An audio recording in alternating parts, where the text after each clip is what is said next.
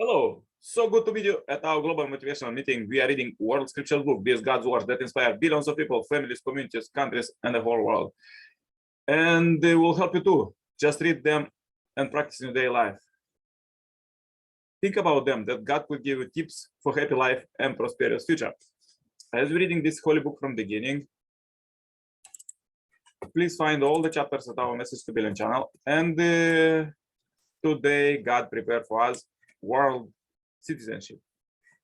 The world seems to be moving inexorably toward unity, yet centrifugal forces threaten to blow it apart. Trends toward globalization in communication, education, transportation, and trade are tying nations together into an independent network of mutual benefit. Nevertheless, the path to world unity cannot be forget only on the basis of trade. As long as the world agenda is dictated by the dominant economic powers, there will be people in the developing world who feel the juggernaut of globalization as a moral threat. Proud peoples with a glorious history will seek alternative ways to assess their pride of place, and rise of Islamists being one example. Therefore, economics does not hold the key to world unity. The key, that central element, is religion. Certainly, religious teachings can be divisible.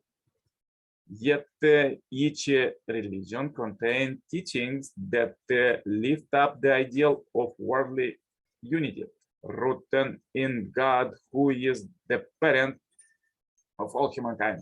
God sees all human beings as his children. Therefore, the world is destined to be one family. Religious teachings demarcate the path to make this unity a reality. For example, Father Moon's promotion of international, interracial, and interfaith marriages. First quote, consider the family of humankind one. Another quote, O mankind, we created you from a single pair of a male and a female, and made you into nations and tribes, that you might know each other, not that you might despise each other. Verily, the most honored among you in the sight of God is he who is the most righteous. Another quote, to all the people of the whole world are equally brothers and sisters. There is no one who is an utter stranger. There is no one who has known the truth of this origin. It is the very cause of the regret of security, God. Let all mankind be thy sect. I am not an Athenian or Greek, but a citizen of the world. Further, let's read quotes from the second guy Messiah, Father, Son, and Moon. Everyone longs to live in one unified world that transcends nationality. This longing springs from the inner world of the heart.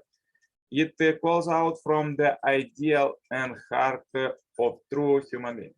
It is also the heart and hope of God. We have to transcend nationalism. A people should emerge whose hearts transcend ethics, loyalties, which loves other people more than its own people. From this time on, the definition of my country will need to expand. Although everyone has their home country where they were born and live in a larger sense, the entire world that God, our Father, created is my country.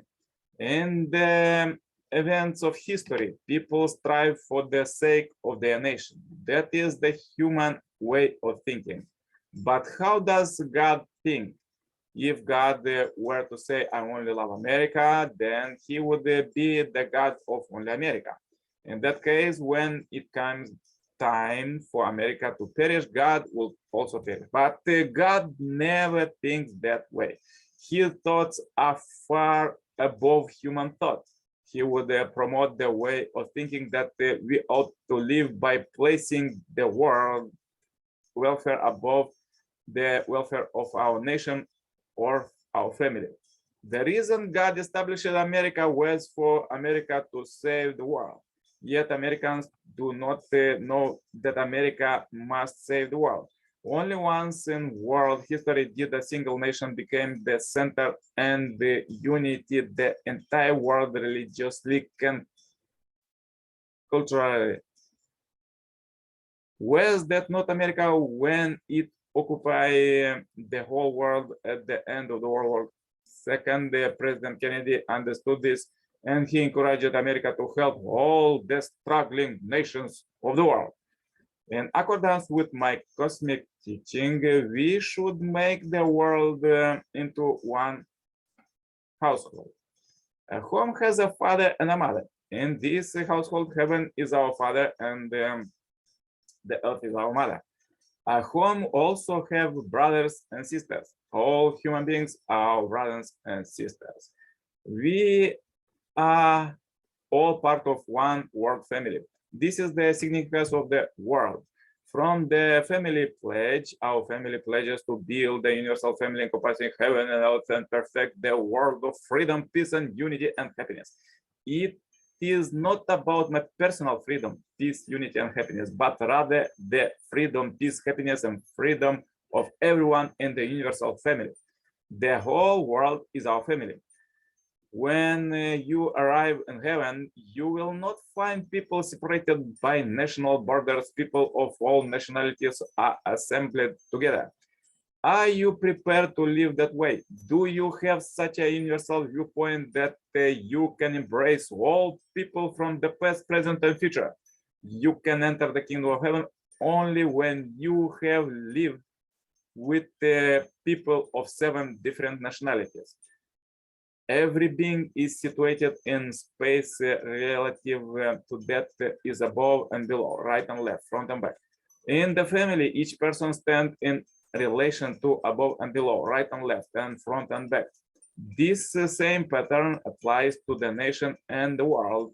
Thus, in the family, each individual should have a loving relationship with their parents above and children below, husband on the right and wife on the left, and elder sibling in front and younger sibling in back.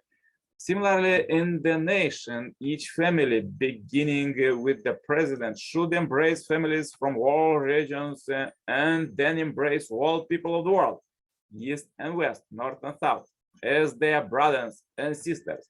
We are ultimately responsible to create the model in our own family, which can be replicated on every level. Through this, we can finally build the providential house of God's desire. That house would be our nation, our world, and our heaven. And people of all 5 races will dwell there. Americans, Germans, French, Italians, British, and Japanese, all former enemies will gather together there. Yet, despite their past history as enemies, they will be unable to feel any enmity toward each other, no matter how hard they try. Love will unite them all, as they live for the sake of others. A religion which puts its own nation and people first will never be able to realize God's will on the world level. We must go beyond our ethnicity and our nation, beyond our national traditions, cultures, and social conventions. We must seek a society that embraces all the world people and the world can be in accord with God's will. For this to happen, all people should be united in heart and live together as one. Unless the religions of the world work decisively to unite their concept of the good life and the ideal world, religions will not endure. Therefore, as a church, we should not take delight in the idea that our church should be supreme in the world. Rather, we should delight in lifting up the world. When we look at the course of history, centering on religion, this present age is a turning point, a concept which puts me first, a concept which put my family first, my nation first. With such a concept, globalism is impossible. Human history has been moving toward one unified world. Therefore, anything that limits your purpose to the individual, family, tribe, or nation will pass away. A new era has begun, the era of John Il-Guk, the kingdom of heaven on earth. All people in their spirit world and in the physical world, on the right, on the left, and Muslims and Christians will live together as one family. This is the meaning of Chernihiv. World peace can be realized only when there are no barriers or borders dividing religions. Our children can build a world of peace through interreligious and international marriages. When Jews and Muslims have their children marry each other, and when communists and people from the free world have their children marry each other, we will eventually become the members of one family. We must establish one global family under God. The simplest way to accomplish this is through cross-cultural marriages between Jews and Muslims and between communists and Democrats. For instance, if the children of North Korea, leader Kim Jong-il, and the children of South Korea, President Roh, were to marry each other, the enmity between their two nations will dissipate. Then world peace will radiate outwards from the Korea Peninsula. I, Raymond, am a champion of interreligious, interracial, international marriages. If the United Nations were to invite me to give such marriage blessing to all humanity, it would not take even 1 week to restore the entire world. I am proclaiming that the solution of the world's problem is not far away. It's right here. So powerful quotes for today. If you have difficulties, please watch one more time this video, share this video as you end this video, and happy life, subscribe this marathon. Contact me for consultation, cooperation, and become a member of this Heavenly Parents Holy Community globally. Receive Heavenly Kingdom citizenship right now. The contact is below. And see you tomorrow with more powerful quotes. And till then, turn on suggested playlist. Choose the best one for you and listen God's words. Stay blessed all the day. Bye bye. Yours, Nicolae.